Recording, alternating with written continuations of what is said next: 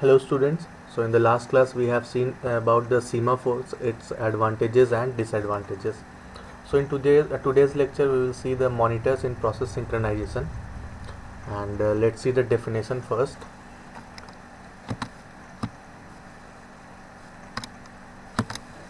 So the monitor is one of the ways to achieve process synchronization, and the monitor is supported by programming languages to achieve mutual exclusion between processes.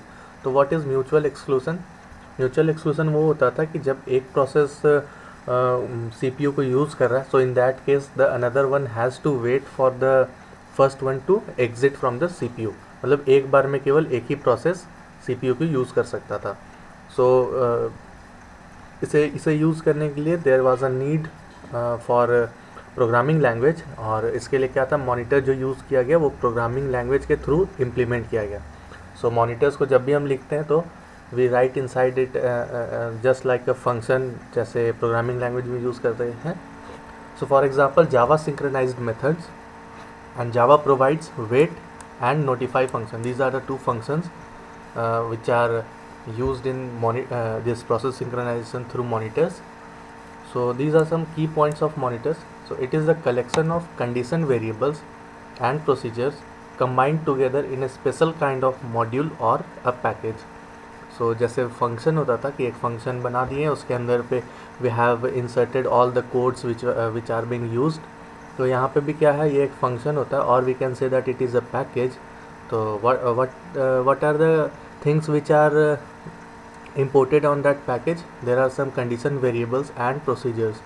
All together they are known as modules or package. So the second point is the process running outside the monitor can't access the internal variables of the monitor but can call procedures of the monitor.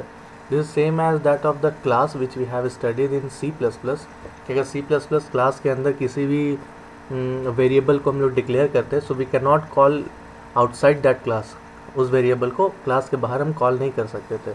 सो वो कैसे करते थे, we have to inherit the class to another class and from that we can access the variables. So उसी तरह से यहाँ पे भी मॉनिटर्स में क्या होता है कि if we declare any variable internally, तो उसे हम बाहर यूज़ नहीं कर सकते, बस उसका जो प्रोसीजर होता है we can use that.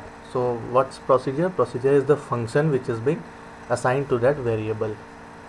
So the third point is only one process at a time can execute code inside monitors.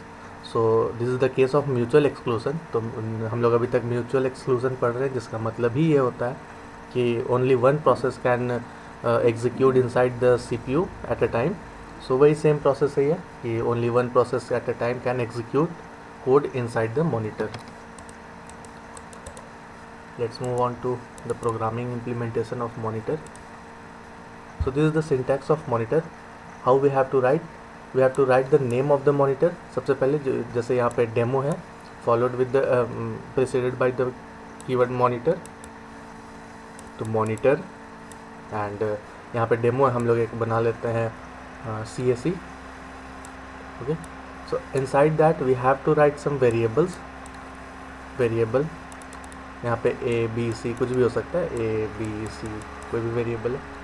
Also we can write some condition variables and after that we have to write some procedure. यहाँ पे हम लोग procedure लिखते हैं. ये procedure is same like the function. यहाँ पे हम लोग देख भी सकते हैं प्रोसीजर P1, और यहाँ ब्रैकेट्स के अंदर में जो भी कोड्स लिखना है, this can be a multiple line codes also. तो ऐसे हम लोग प्रोसीजर बनाते हैं और यहाँ पे मॉनिटर को क्लोज करते हैं. अब इनसाइड दिस मॉनिटर, इस मॉनिटर के अंदर पे we can use this variables. But अगर हमको यहाँ बाहर पे यूज़ करना है, we can not use this variables. तो इस केस में हम लोग क्या करते हैं, इस वेरिएबल को समहाउ हम लोग ये प्रोसीजर से कॉल करते हैं, और इस प्रोसीजर को तो हम लोग बाहर से यूज़ कर ही सकते हैं. लास्ट स्लाइड में we have seen that we can call the procedure outside the monitor, but we cannot call the variables outside the monitor. So with the help of some procedures we can call all the variables outside the monitor. So here the syntax of monitor, and there are also some disadvantages of monitor. So let's go through that. So monitors have to be implemented as part of the programming language. तो यहाँ पे भी हम लोग देख लिए कि we have to implement it using this programming language. So this is an extra burden हमें, जहाँ पे अभी कोड, अभी तक ऑपरेटिंग सिस्टम में कोड नहीं लिखना पड़ा था, but now we are going to write some code about this monitor. तो this is an extra burden to the compiler कि हमें फिर से दोबारा से कुछ कंपाइल करना होगा, कुछ असेंबल करना होगा. So the compiler must generate code for them, and this gives the compiler the additional burden of having to know that operating system facilities are available to control access to the critical section. So यहाँ पे ये जो monitor demo हम लिखते हैं, तो इसी तरह से मॉनिटर समथिंग एल्स फंक्शन होगा, तो उस फंक्शन को हम लोग क्या करते हैं, क्रिटिकल सेक्शन में भी यूज़ कर सकते हैं. मतलब concurrent processes, that means the processes are running at the same time. एक टाइम पे ही एक से ज़्यादा प्रोसेस जब रन करता है तो that is known as concurrent process. And in case of this monitor it is ये मतलब preferred नहीं है कि हम लोग यूज़ करें concurrent process. So some languages that do not that do supports monitor are Java, C Hash, Visual Basic, and concurrent Eclipse. So these are the programming languages which supports monitor, and we use monitors in this case. So these were the disadvantages of monitor. So that's all for this lecture. We will see message passing model of process communication in the next one. Thank you.